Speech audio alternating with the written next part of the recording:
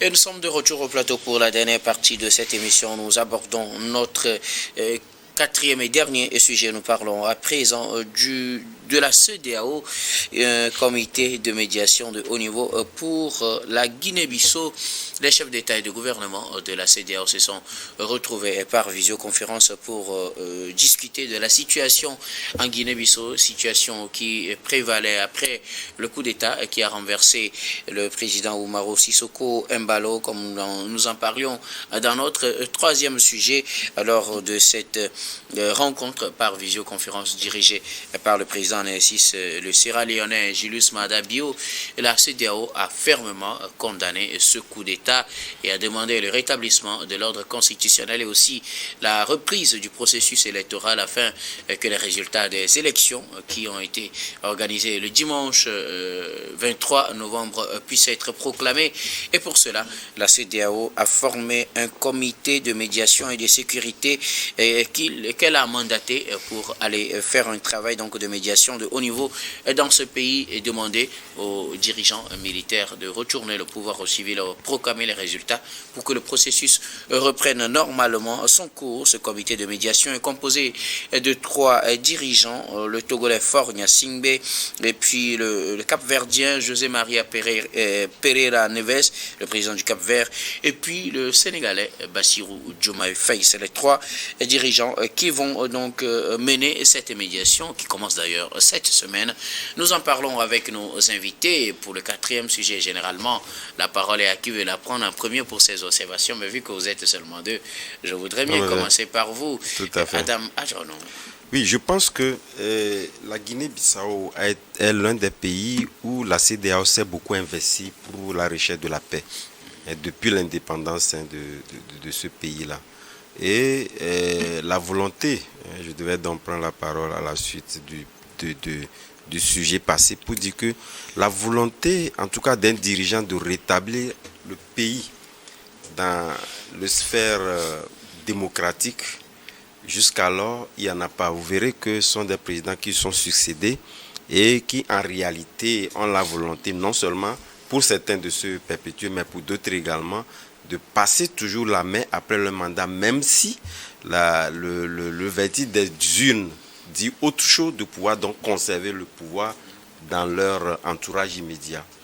Ça a été plus ou moins ce que le président Embalo a évité sous près, donc en mijotant dans ce coup d'État-là. Mais ceci étant dit, quelque part cette mission, et lorsque vous la prenez, est un peu différente de ce que la CEDEAO avait constitué lorsqu'il y avait eu des coups d'État dans les 3 pays que nous connaissons, notamment les pays de l'AES. Pour la simple et bonne raison que cela peut être défini par rapport aussi bien à l'environnement, mais les situations qui ont prévalu dans ce coup d'État-là. Et alors, vous avez si bien cité le fait que l'objectif en réalité de cette mission, c'est de rencontrer les nouvelles autorités militaires et leaders de l'opposition pour discuter des conditions d'un retour à l'ordre constitutionnel. Exiger la libération immédiate, ce qui est déjà fait. Il a été libéré, il s'est retrouvé. Mais il y a d'autres personnalités également. Oui, notamment les opposants. Garantir la transparence du scrutin, puisque c'est ça même l'essentiel pour faire en sorte que la population, puisque jusqu'au jour d'aujourd'hui, l'actualité est faite de sorte que ce sont les militaires qui ont pris le pouvoir qu'on entend. Pour le moment, on ne s'est pas toujours interrogé sur la population, que dit la population, puisque elle est muette actuellement. Mais nous savons que l'exigence, si en réalité, cette population-là, c'est de pouvoir exiger la vérité des urnes.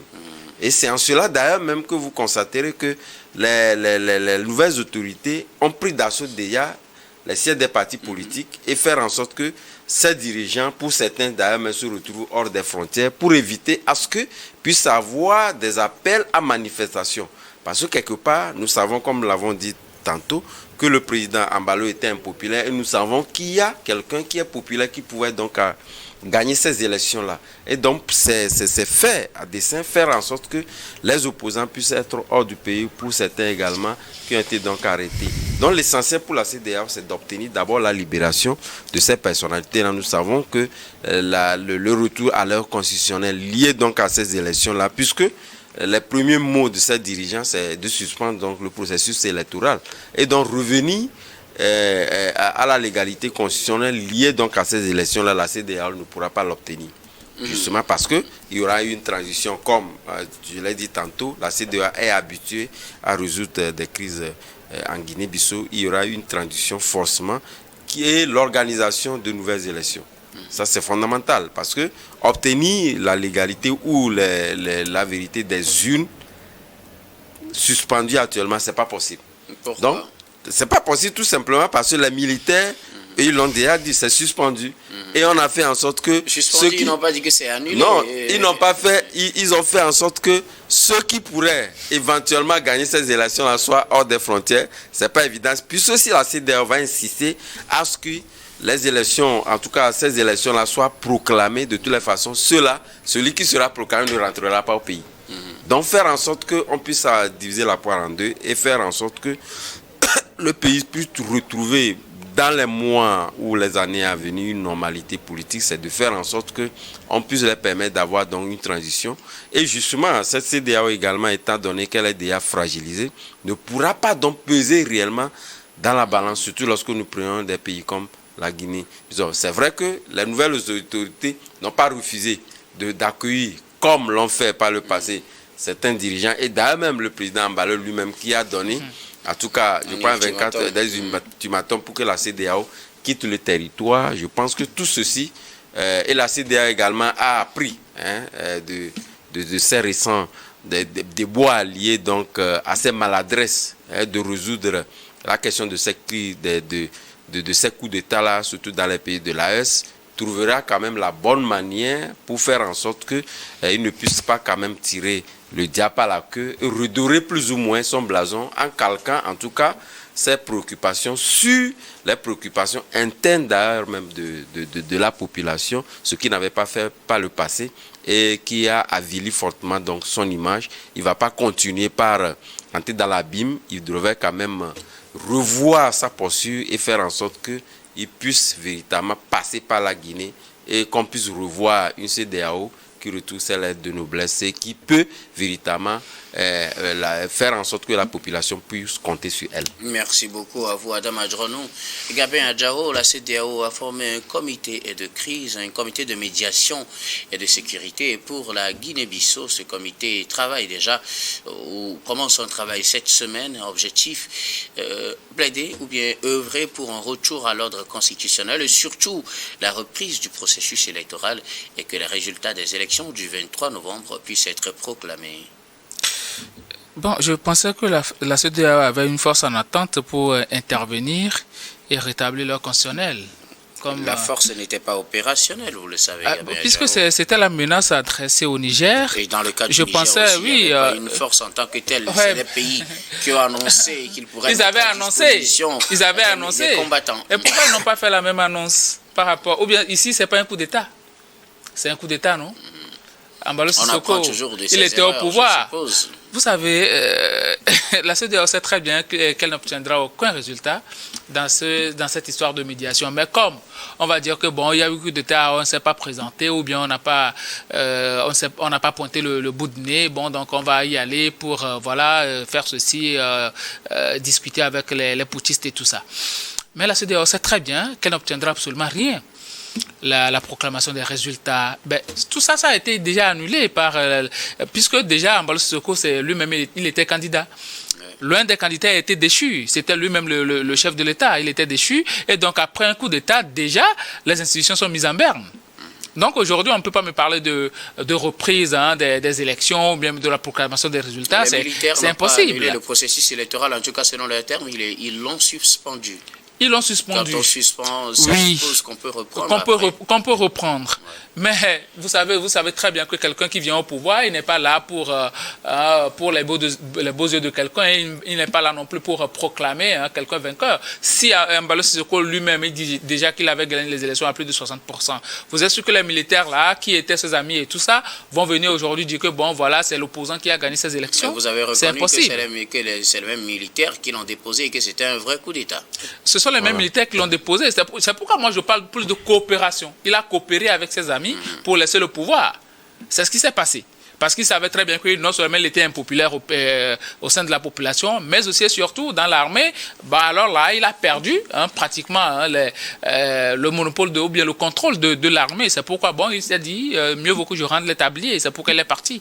Maintenant, par rapport à la CEDEAO, la CEDEAO aujourd'hui est très fragile. Elle s'est fragilisée elle-même depuis ses prises d'opposition dans le coup d'État, notamment au Niger, au Mali et au Burkina Faso. La CEDEAO s'est véritablement fragilisée. Et aujourd'hui, je ne sais pas, ce qui faisait véritablement le poids de la CEDEAO, c'était l'adhésion populaire. Aujourd'hui, les populations ne se retrouvent plus en la CEDEAO. Et donc aujourd'hui, ces chefs d'État-là, ils vont juste aller en visite de courtoisie et puis après, rentrer chez eux à la maison, ils n'obtiendront absolument rien. C'est un coup d'État. Ils n'obtiendront rien. On va juste parler de la transition, de la durée de la transition. Ceux-là ont déjà dit 1 an comme durée de la transition. Peut-être la CEDEAO va leur dire faites 6 mois et tout ça, mais eux, ils vont faire comme ils veulent, parce qu'après tout, c'est leur pays. Merci beaucoup. Et d'ailleurs, la plupart du temps, ces gens-là qui vont s'y rendre, ou bien certains pays, même au sein de la CEDEAO, ceux-là qui s'érigent en donneurs de leçons, ne sont pas des exemples à suivre.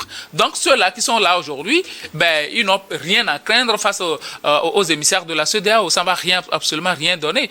Eux, ils vont dérouler tranquillement leur calendrier. Ils ont parlé de suspension des élections, certes, mais on sait très bien que ces élections-là, c'est mis en berne, ça ne va jamais se reprendre. Le processus est arrêté, les institutions sont mises en berne et tout. Et donc, tout sera repris, et peut-être, celui-là qui gère la transition aujourd'hui, il va démissionner de l'armée et puis se positionner comme candidat aux prochaines élections. C'est tout ce qui va se passer. La CEDEAO n'obtiendra absolument rien. Et par rapport à notre chef d'État, qui est pratiquement dans toutes les missions de médiation et tout ça. Notre président du Conseil. Le président du Conseil, moi j'ai besoin de notre président du Conseil chez nous ici. On a tellement de problèmes au Togo. Tellement de problèmes. Nous-mêmes, on a des problèmes politiques à un point fini. On n'a pas toujours tout résolu. Aujourd'hui, on n'a pas encore eu même sa déclaration de politique générale, mais l'année court à sa fin. Donc, on a besoin de lui. Mais à chaque moment, soit il est en France, il est en Russie, il est en train de régler les problèmes dans l'Est de la RDC, il est dans les crises de la Côte d'Ivoire avec le Mali et tout. On a des problèmes ici. On a besoin de notre président du Conseil ici chez nous, à la maison, pour qu'il puisse nous aider à résoudre aussi nos problèmes.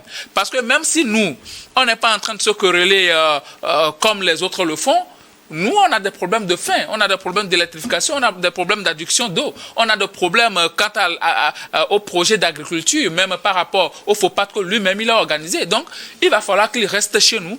Nous voulons le voir devant nous, pas toujours avec les autres et tout ça. C'est nous qui l'avons porté là, c'est nous qui l'avons élu, et donc on veut le voir chez nous, que notre papa résolve nos problèmes. C'est son vœu.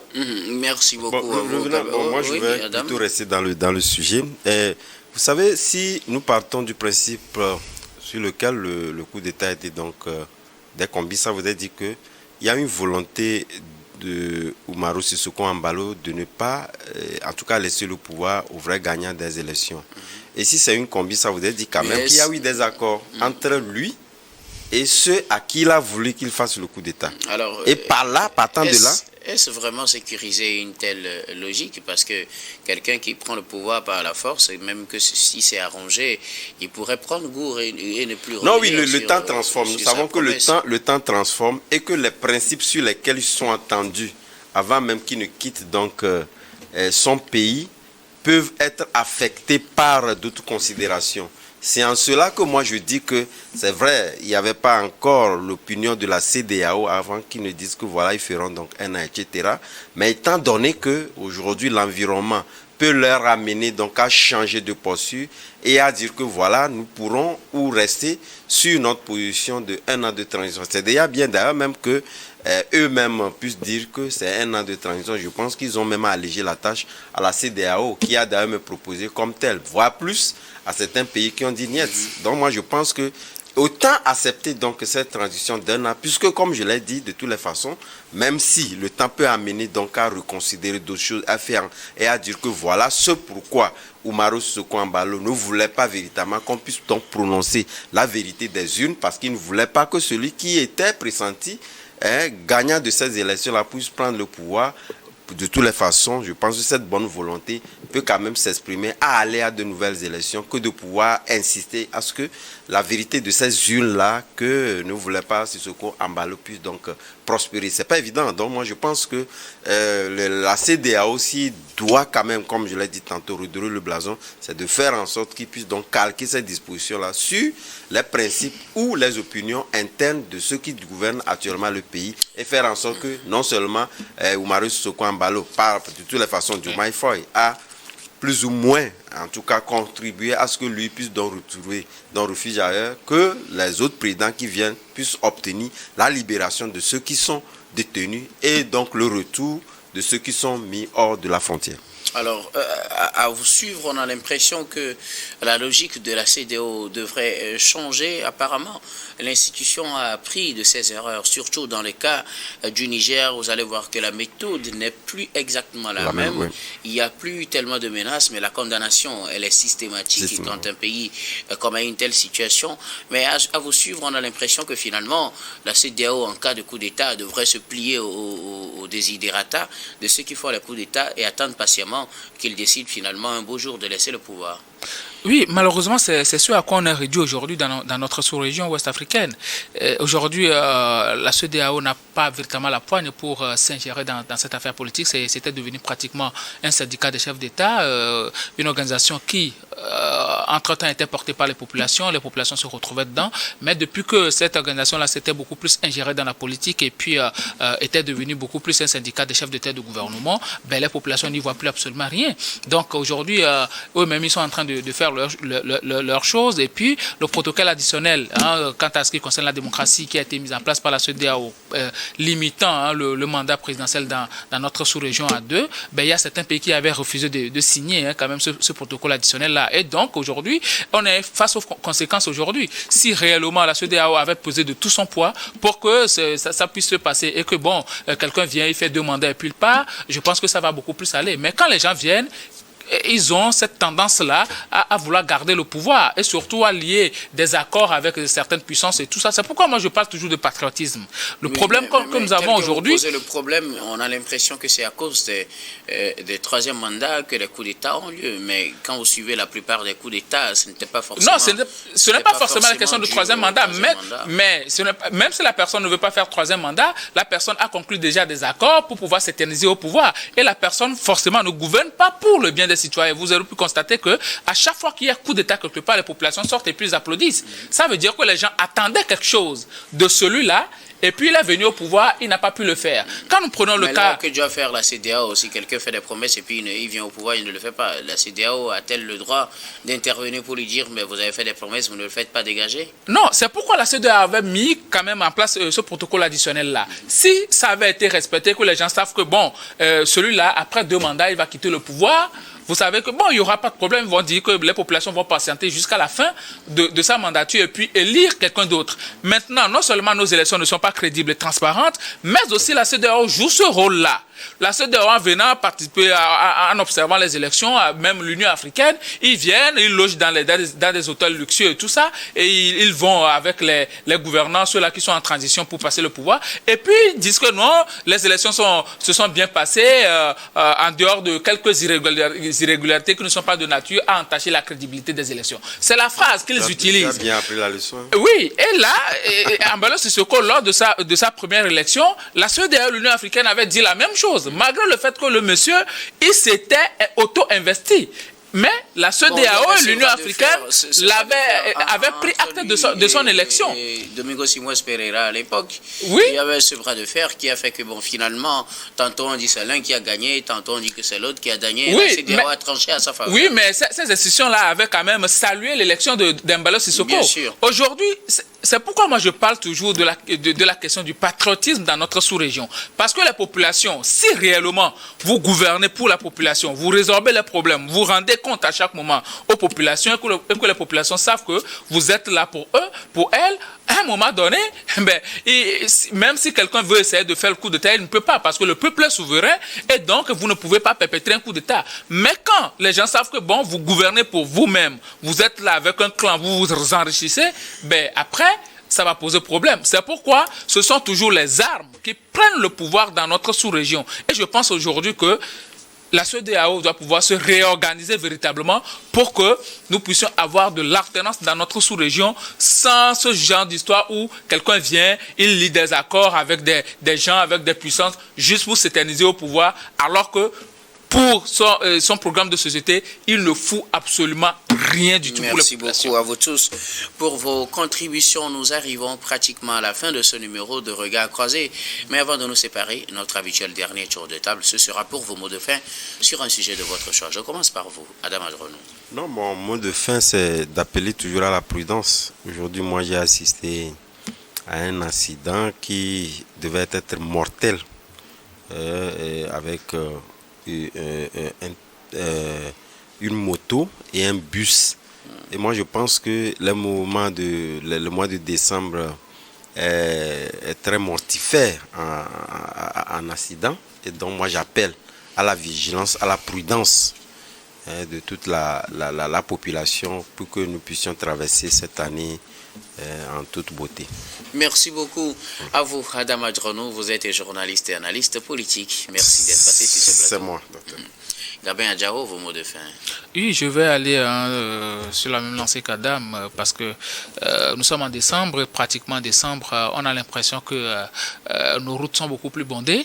La circulation devient de plus en plus dense, l'embouteillage c'est un peu partout et les imprudences aussi, chacun veut courir pour trouver de quoi fêter, surtout pour satisfaire les besoins des enfants aussi, mais je pense qu'il va falloir qu'on vive avant de satisfaire les besoins de l'enfant. C'est pas parce qu'on est en train de chercher à nourrir nos familles ou bien à bien fêter que bon, on va laisser notre vie comme ça et endeuiller nos familles. Il faut qu'on soit assez prudent sur nos routes et moins d'alcool au volant, pas de téléphone, parce que ces histoires de téléphone au volant là, c'est encore beaucoup, ça devient énorme, hein, des hauts responsables qui en circulation, téléphone et tout ça, ça n'a pas de sens. Donc soyons prudents sur nos routes et évitons aussi l'excès de vitesse. Merci beaucoup à vous, Gabin Adjaro. Vous êtes juriste et directeur des cabinets Juris Consulting. Merci d'être passé sur ce plateau. Merci docteur pour l'invitation. Nous disons également merci à toutes les équipes techniques et rédactionnelles qui nous ont aidés à préparer et à présenter cette émission. Merci beaucoup à Aimé Groland, comme la Messi à la réalisation. Merci à Gaston Afanou à la diffusion, à Stéphane Kouanou à la caméra et surtout à vous, très chers téléspectateurs, de nous avoir suivis. C'est la fin de ce numéro de Regard Croisé. Je vous retrouve demain avec le même plaisir pour un autre numéro.